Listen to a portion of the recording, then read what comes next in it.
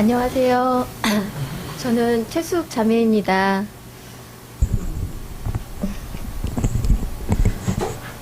부족한 저를 이 자리에 서도록 인도해 주시고 또 허락해 주신 하나님께 진심으로 감사를 드립니다.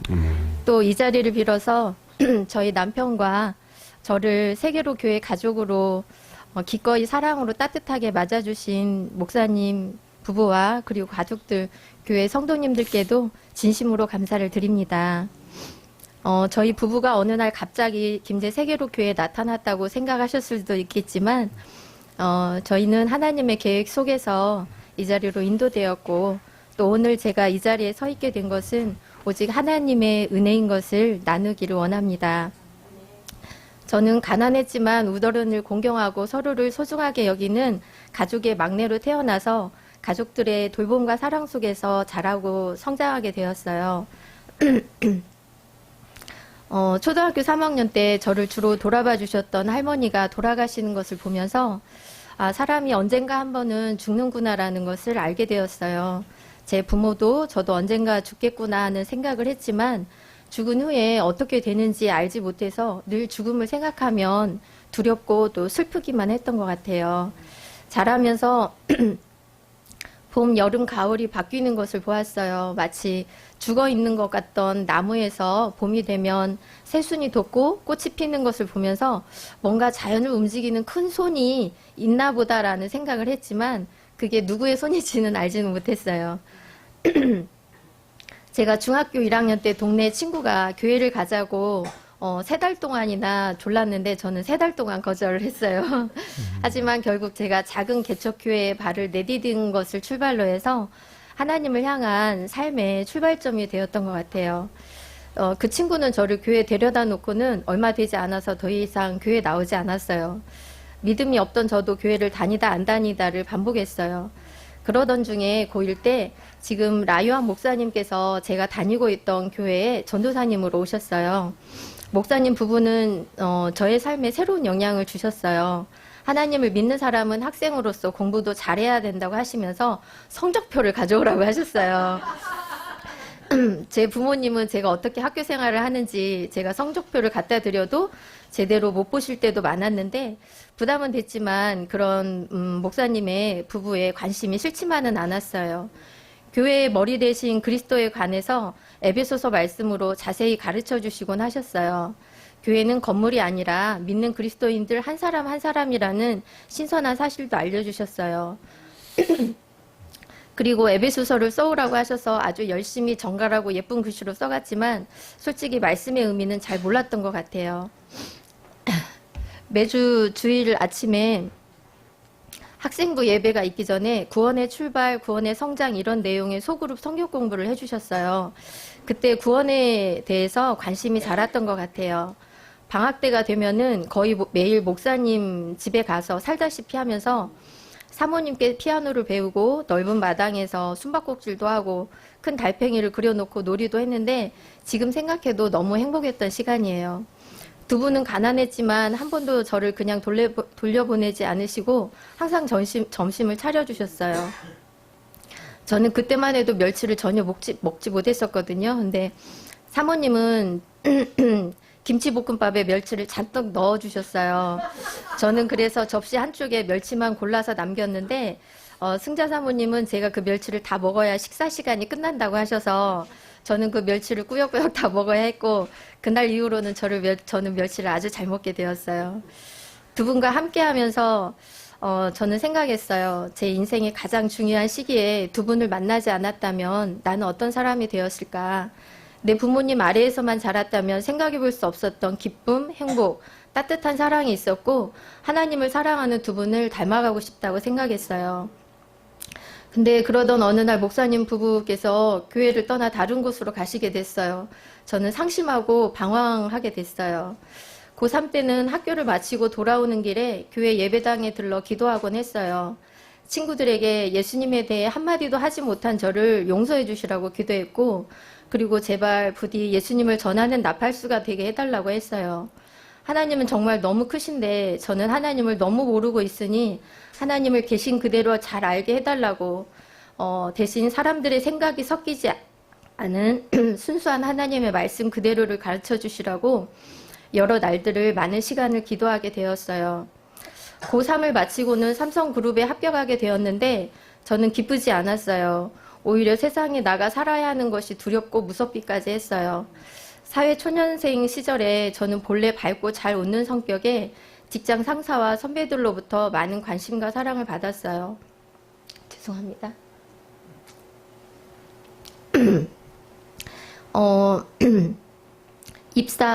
입사한 첫 해에 회사에서 1박 2일의 야유회가 있었어요. 저는 주일 예배를 생각하면서 참석하지 않겠다고 했는데 그동안 저를 그렇게 예뻐하시던 과장님은 8층 건물이었는데 2층에서부터 8층까지 꼭대기까지 들릴 만큼 저에게 큰 소리를 지르고 서류를 내던지면서 저에게 화를 냈어요. 저의 결정이 얼마나 잘못되었는지 신입사원인 제가 얼마나 당돌한지를 많은 사람이 달려와서 들을 만큼 저를 비난했어요. 그리고는 남은 일주일간 시간을 줄 테니 생각해보되 무조건 가야 한다고 했어요. 세상에 혼자밖에 없는 것 같이 두려웠어요. 제가 앞으로 어떻게 이 작은 믿음으로 세상을 살아갈 수 있을까 생각하니 너무 자신이 없었어요. 람 목사님께 전화를 드렸더니 기도해 주시겠다고 했지만 그때 당시 저에게는 아무런 위로가 되지 않았어요. 너무도 힘든 일주일이 지나고 야유회를 위해 경기도로 출발하는 날 과장님이 저를 불러서 어떻게 할 거냐고 물어봤어요. 저는 달달 떨면서 주일은 하나님의 날이니 저는 야유회에 가지 않겠다고 말했어요. 과장님은 다시 큰 소리를 지르며 무조건 가라고 했고 갔다가 혼자 오늘 저녁에 돌아오든지 말든지 하라고 했어요. 저는 야유회 차량에 올라타 맨 뒷자리에 앉아서 소리 없이 울었어요. 차가 출발해서 금암동 한 신호등 앞에 멈춰섰을 때 과장님이 갑자기 최숙 씨 내리세요 라는 말이 들렸어요. 부장님이 왜 그러는가 하니 네 최숙 씨가 아프답니다 라는 말을 듣고는 저는 뒤도 안 돌아보고 차에서 얼른 내렸어요. 저는 내렸고 차는 출발해서 갔는데 다음 주에 월요일에 이 사람들을 어떻게 보나 생각을 하니 머릿속이 너무 복잡해서 익산에 계셨던 람 목사님 부부를 만나러 가기 위해 발길을 돌려서 버스 정류장으로 향했어요. 그런데 그때 하나님께서는 그날 수많은 사람들 중에 저를 선택해 찾아와 주셨어요. 힘없이 터덕터덕 길을 걷던 저에게 두 사람이 다가와 하나님의 사랑에 대해 전도지를 펼쳐 나눠주고자 했어요. 처음 보는 사람에게서 이런 내용을 들어도 될까 싶은 생각이 들었지만 10분 정도 시간을 내서 들어봐도 좋겠다는 생각에 성경 구절들을 듣고 읽기도 하면서 저는 그날 그 자리에서 예수님을 제 마음에 구주여 주님으로 모시게 되었어요. 영접하는 자, 곧 그 이름을 믿는 자들에게는 하나님의 자녀가 되는 권세를 주셨으니 요한복음 1장 12절. 저의 죄 때문에 죽을 수밖에 없던 저를 위해 예수님께서 이 땅에 오셔서 십자가에 못 박혀 죽으시고 부활하심으로 저에게 영원한 생명을 주기 원하셨는데 그 예수님을 내 마음에 믿기만 하면 모든 죄를 용서해 주시고 하나님의 자녀가 되는 권세를 주신다는 그 말씀이 너무도 감사했어요. 뜨거운 눈물이 흘러내렸고 저는 예수님을 저의 마음에 모셔드리겠다는 기도를 하게 되었어요. 아멘. 볼지어다 내가 문 밖에 서서 두드리노니 누구든지 내 음성을 듣고 문을 열면 내가 그에게로 들어가 그와 더불어 먹고 그는 나와 더불어 먹으리라. 요한계시록 3장 20절 말씀. 마음을 열고 예수님을 들어오시기를 진심으로 기도했을 때 예수님께서는 이 말씀대로 제 마음에 들어오셔서 저에게 영원한 생명을 선물로 주셨고 이제 영원토록 저와 함께 하시겠다고 약속해 주셨어요. 하나님의 은혜에 감사했고 지금까지의 믿음으로는 세상에서 승리할 수 없기에 하나님께서 저에게 영원한 생명을 선물로 주시고 저를 자녀 삼아 주셔서 승리하게 하셨다는 사실에 감사했어요. 저에게 이 복음을 들려주시려고 이처럼 어려움을 허락하셨나 하는 생각에 하나님의 놀라우신 인도하심에 감사하고 감사했어요. 예수님을 마음에 모신 후에 저는 큰 기쁨에 휩싸여 살았어요. 아무도 제 안에 이 기쁨을 빼앗아가지 못했어요. 아멘. 직장에서는 그 후로 많은 업무가 저에게 주어지고 이유 없는 미움도 받아야 했지만 주님이 제 안에 계시니까 아무런 문제가 되지 않았어요. 만나는 동기와 선배들에게 예수님을 믿으라고 권하고 제가 들었던 복음의 말씀을 열심히 나눠줬어요. 하나님께서는 구원 얻어 기뻐하고 감사하는 저의 삶을 사용하셔서 많은 사람들이 주님께 돌아오도록 하셨어요. 저는 마태복음 4장 19절 말씀으로 예수님의 제자로 따르면서 사람 닦는 어부가 되어야겠다고 결심했어요. 마태복음 4장 19절 말씀하시되 나를 따라오라 내가 너희를 사람을 낚는 어부가 되게 하리라 하시니 저에게 말씀을 들려주셨던 분들과 함께 교제하면서 저는 자연스레 그 대학 선교회 단체인 내비게이터 선교회 단체 교제에 함께하며 저의 젊은 날을 주님과 말씀 안에서 살아가게 되었어요. 주님을 사랑하며 어두운 세상에서 소금과 빛으로 살아가는 형제 자매들의 삶을 보고 함께하면서 저도 주님 제자로서의 삶을 훈련하고 다른 사람들을 사랑하고 섬겨서 제자 삼는 일꾼의 삶을 살아가기를 힘쓰게 되었어요. 그러다 30대 후반쯤에 결혼에 대한 생각이 떠올라서 결혼을 원하긴 하지만 만일 하나님께서 결혼을 인도하시지 아니하신다 할지라도 저는 주님의 제자로 따르며 살아가겠습니다라고 헌신의 기도를 하게 되었어요. 그리고 몇 개월이 지나지 않아서 내비게이터에서 한 형제인 저희 남편과 교제를 인도받게 되었고 할렐루야. 은혜로 아름다운 가정을 이루게 되었어요. 결혼 후에 삶은 저에게 또 다른 도전과 새로운 믿음의 도전이 되었어요. 늦은 나이에 결혼했기 때문에 서로를 더 아끼며 살고 사랑하고 감사했어요. 결혼하고 2년째 은혜로 자연 임신을 하게 되었지만 얼마 되지 않아 유산이 되었어요. 첫 번째도 두 번째도 유산을 하면서 왜 이런 일들이 저에게 일어나는지 당시에는 도저히 이해가 되지 않았어요.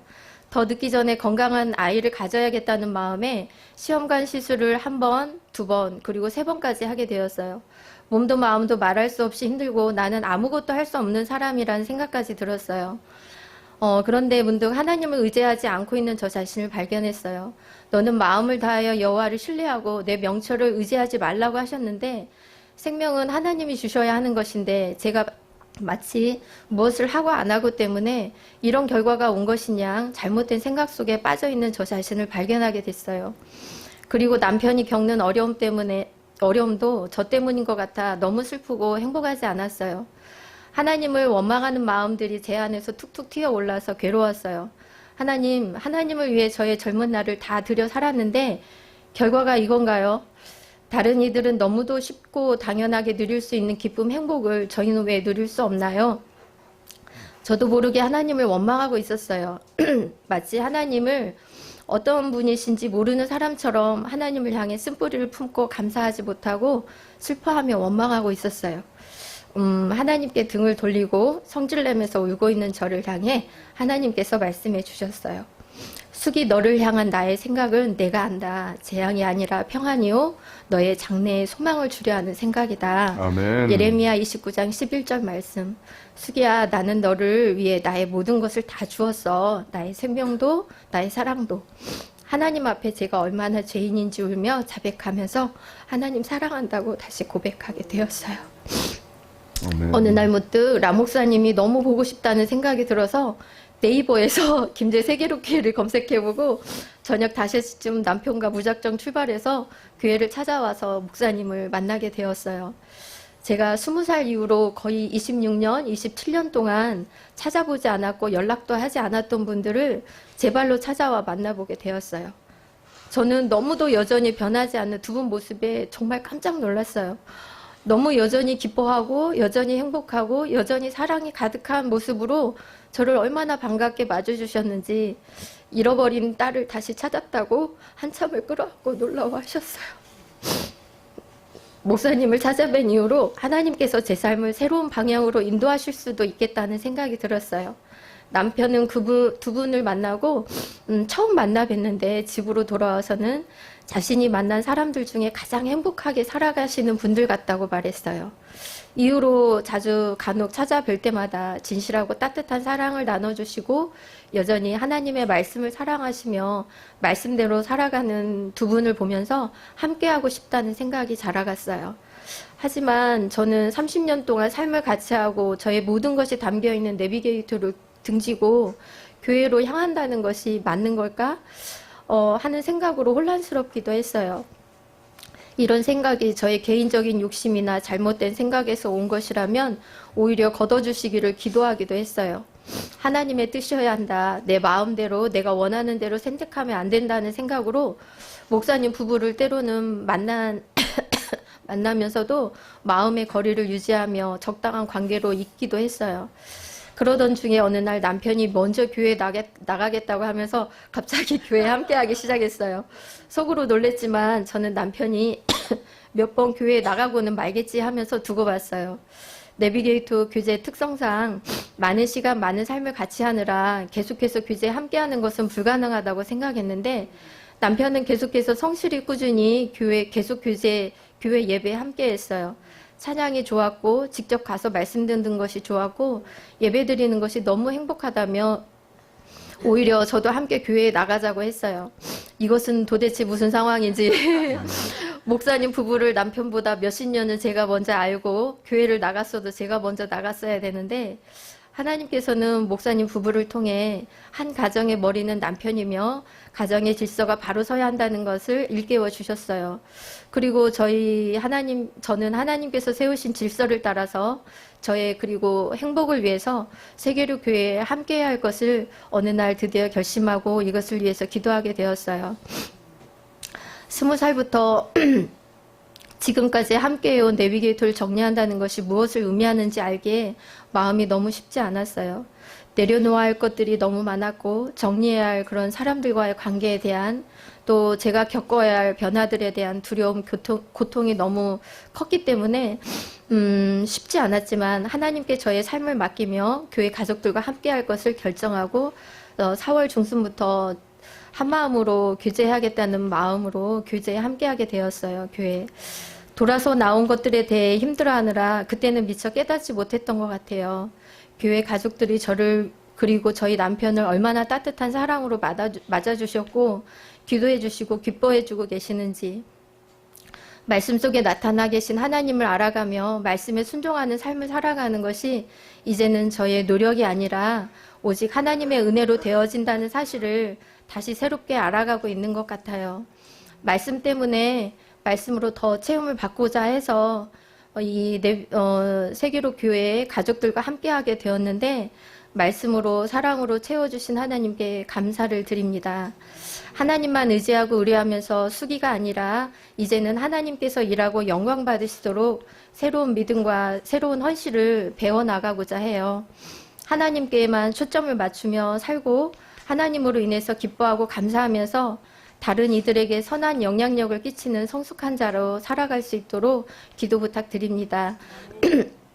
사랑으로 인내하며 기다려주시고 딸과 가족으로 안아주신 목사님, 사모님 그리고 교회 가족분들께 진심으로 감사를 드립니다. 부족한 저의 나눔을 들어주셔서 감사합니다. 감사합니다.